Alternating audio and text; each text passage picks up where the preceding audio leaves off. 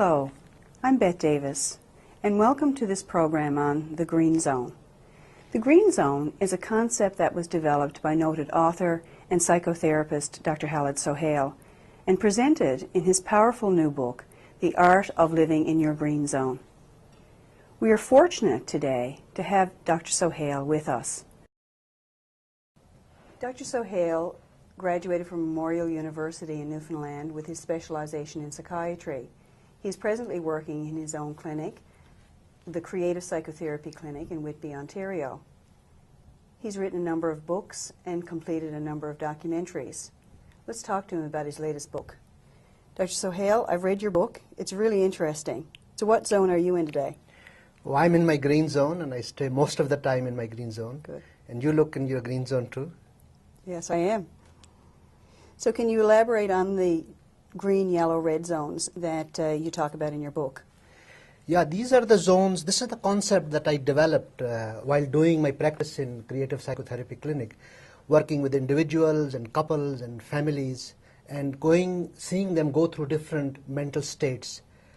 I think the concept is basically, in a very simplified version, that all of us are in one of the zones at a particular time. When people are in the green zone, they are relaxed and comfortable and enjoying life and are happy. When they're in the yellow zone, they're a little upset, a little angry, a little frustrated, a little sad. And when they fall into the red zone, then they get very distressed, very depressed, and sometimes lose control. Dr. Sohail, in your book, you talk about the 3 R's: recognizing, recovering, and restraining. Could you elaborate a little bit more on that for us? Yeah, the recognizing part, I think, is the first step. It's the step of awareness, when people know not only what zone they are in, but what zone they move from one moment to the other. So when they fall into the red or the yellow zone, I think the idea is for them to learn to recover from the yellow and the red zone. And I suggest to them that they have to find their special ways. Some might go for a walk, some might listen to the music, some might play with their children, some might do something, their hobbies. And in that way they learn to recover from the red zone. And once they have recovered and recognized what factors, what circumstances, what people push them into the yellow and the red, then they learn to restrain.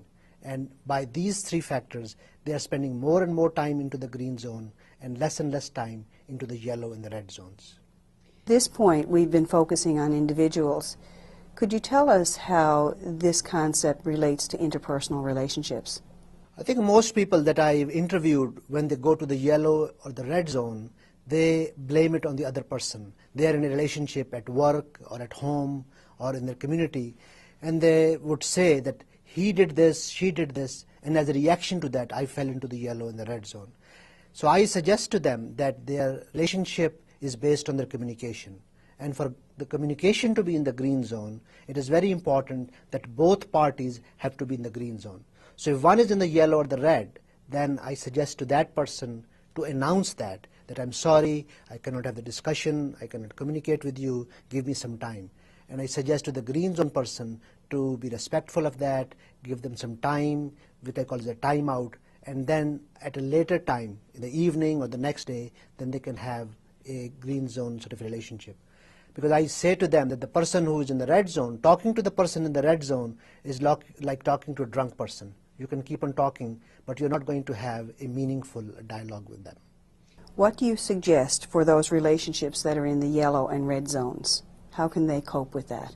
Yeah, I think once they recognize what the pattern is and what are the factors that bring them to the yellow and the red, that awareness in itself can prevent that.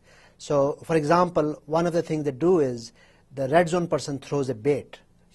One of the common example is that the husband comes home after a long day's work, he was stuck in the traffic, he got late. And when he got home, the wife who was waiting for him at dinner ready, starts sort of having an argument. Why did you come late? And he says, I'm sorry, I got stuck in the traffic, or it was a lot of work in the office. Rather than acknowledging that, she sort of goes a step further. And she says, you're always late, you never come home, we're always waiting for you, the children never see you, they don't spend enough time with you.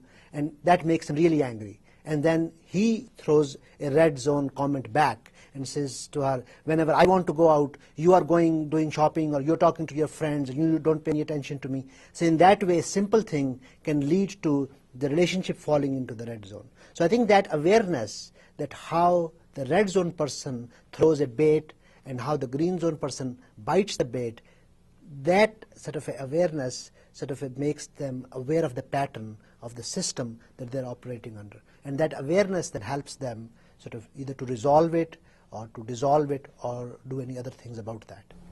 Are there other ways that couples can address conflict successfully? I think once the pattern is developed, I sort of give them some certain ideas that what kind of things they can do on their own, and if they cannot do on their own, then one of the things is to get the third party involved. That is the process of mediation. Sometimes you might need a friend, sometimes you might need a neighbor, but the person has to be respected by both parties. It might be a church minister, or sometimes it is a therapist. That therapist, that minister, that friend, that colleague is in the green zone relationship with both parties. And he or she, because of his relationship, can then bring both parties into the green zone. And then they decide, and they might resume the relationship, or they might come to a peaceful ending. But at least there is a movement in that, and they're not stuck there. This is the family system that we've been talking about. What other systems are affected by the red, yellow, and green zones? Yeah, I think I discussed in my book that each of us every day move from one system to the other. Most of us start with the family, then we go to work, so we are in the work system, then we in the evening go to visit friends, attend some parties, be part of a member of an organization. So for people to be aware that like individuals and relationships, the systems also live in the green, yellow, and red zone. So if the person identifies that the system is in the yellow and the red, then for him to make certain steps to be aware of that how he or she is going to cope with that. Because fundamentally or emotionally, systems are far more stronger than the individual, and they take over. And a green zone person, if it is not aware or has not learned certain techniques, can easily fall into the red zone because of the red zone system. So if systems are stronger than individuals, how can individuals cope with being in red zone systems? I think one of the concepts I developed in the book, I call it an emotional raincoat. It is a mental preparation when you're entering, when you're driving to work, or when you're coming back home, depending upon the system, that you're mentally prepared that this is what you're going to expect. And then you have a certain strategy. Obviously, it is very, depends upon the system.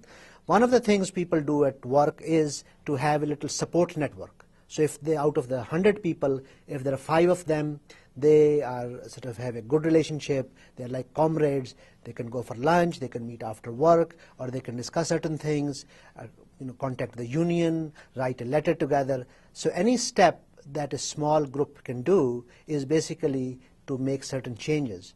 And after a while, if they cannot do that, then there is also consideration that they want to leave that zone and then go back to school, find a different job, explore certain other avenues.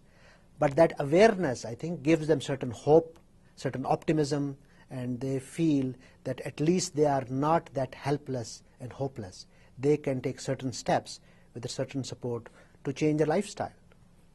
In your book, you mentioned that there are 3 paths to the green zone. Can you share with us what they are?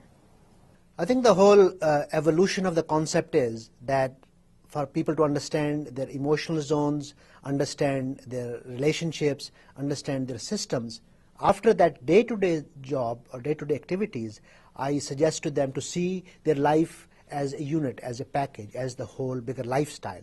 And if they have been living in the yellow or the red zone for a number of years, then I suggest to them that they might take or explore certain routes depending upon the people that I saw.